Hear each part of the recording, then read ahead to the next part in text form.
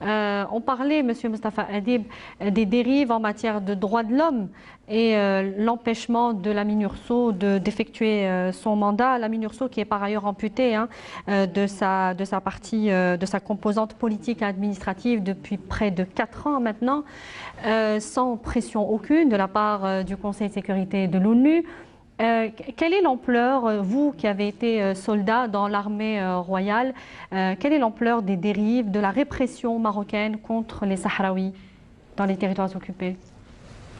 Je voudrais juste rapidement revenir sur les propos de Madame Saïda Bouneb, la députée. Oui, effectivement, Madame, il y a de quoi être fier d'être algérien ou algérienne.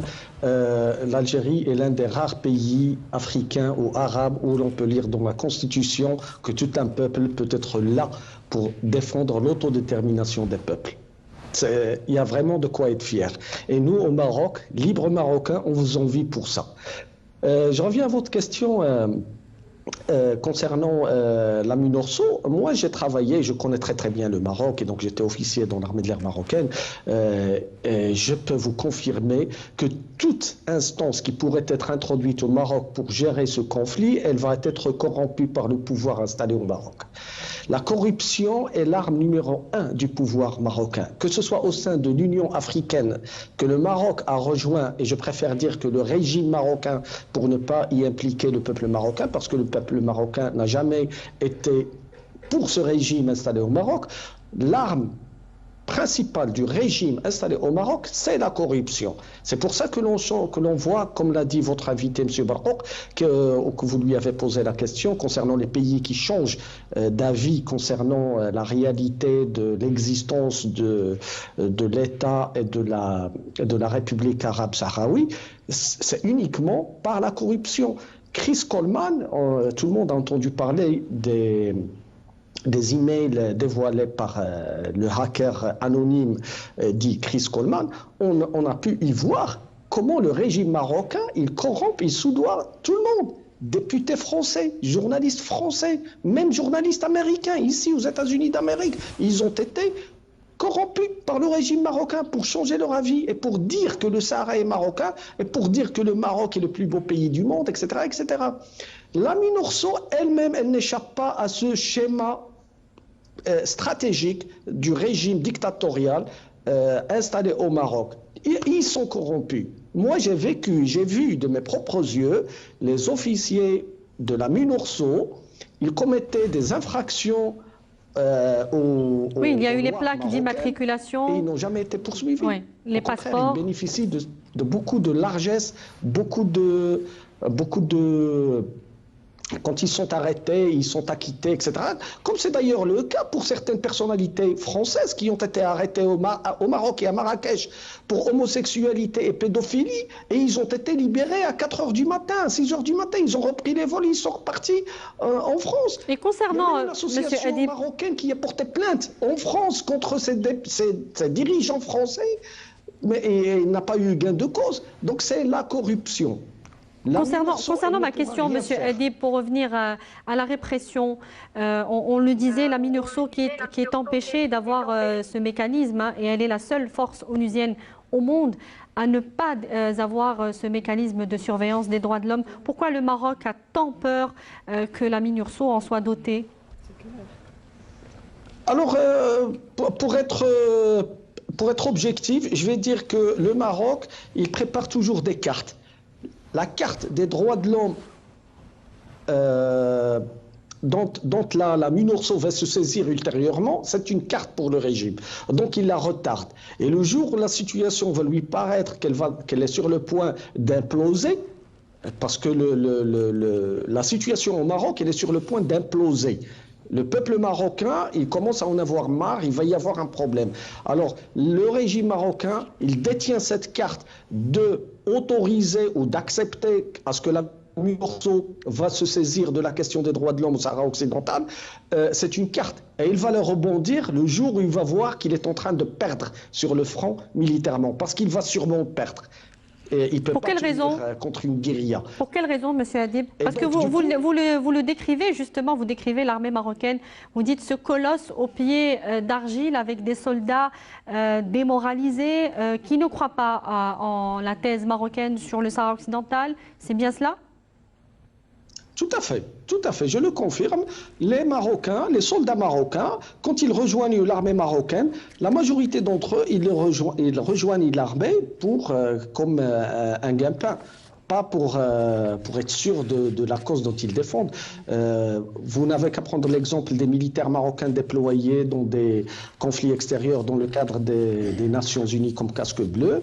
Les Marocains, ils n'en ont rien à foutre. Au contraire, ils soudoient les officiers, et je vous dis ça en connaissance de cause, ils soudoient les officiers pour pouvoir aller en détachement sous le mandat des casques bleus, juste parce qu'ils vont toucher théoriquement les $3000 que l'ONU leur donner, plus leur logistique, leur bouffe, etc., alors qu'ils n'en reçoivent pas la totalité, parce que, encore une fois, la corruption qui gagne au sein de l'armée marocaine, les gens, quand ils rejoignent l'armée marocaine, c'est juste pour un gain-pain, c'est pas pour défendre une cause. Je le confirme. Et les soldats marocains qui ne sont pas reconnus comme prisonniers de guerre hein, lorsqu'ils sont pris en captivité. Alors ça, c'est le comble de l'histoire. Pour déclarer une guerre, au Maroc, il y a une constitution, même si elle est offerte, il y a une constitution qui stipule comment déclarer une guerre.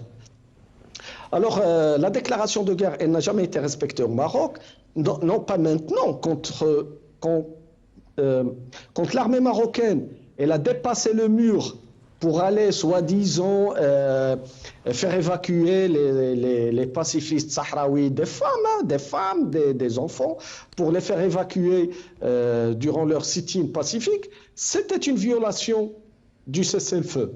C'était une violation du cessez-le-feu. Oui. Et normalement, un État qui se respecte, il devait déclarer cela comme étant un fait d'état de guerre. Donc, il devait passer au Conseil de ministres sous la présidence du roi Télé, dictateur dirigeant le Maroc. Ça devait être passé à ce qu'ils appellent le Parlement marocain, alors que ça n'a rien à voir avec les représentants du peuple marocain, parce qu'il n'y en a aucun qui représente réellement le peuple marocain. Ils sont tous choisis préalablement avant leurs élections.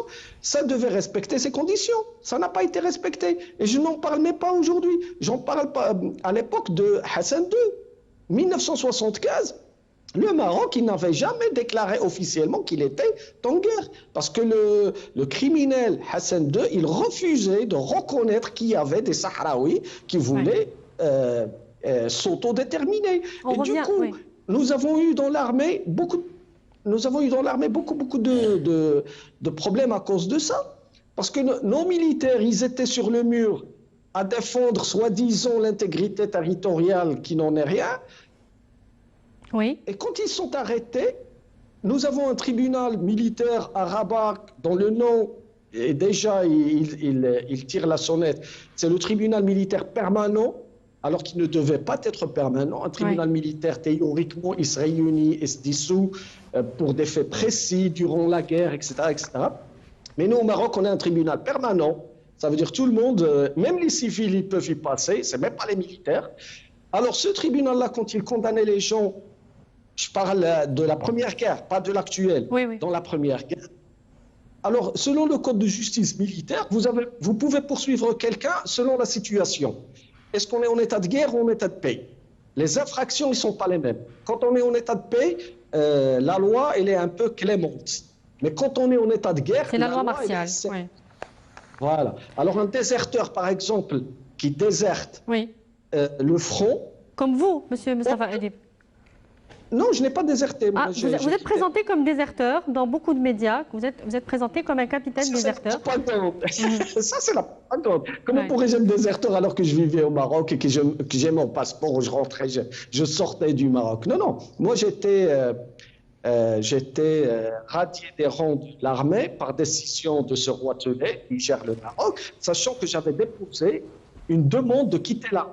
J'ai déjà demandé à quitter l'armée, mais ils ont refusé. Justement, si je serais parti, j'aurais été considéré comme déserteur et peut-être ils m'auraient considéré déserteur en état de guerre et ils m'auraient passé à la cour martiale alors qu'il n'y avait jamais eu d'état de guerre au Maroc.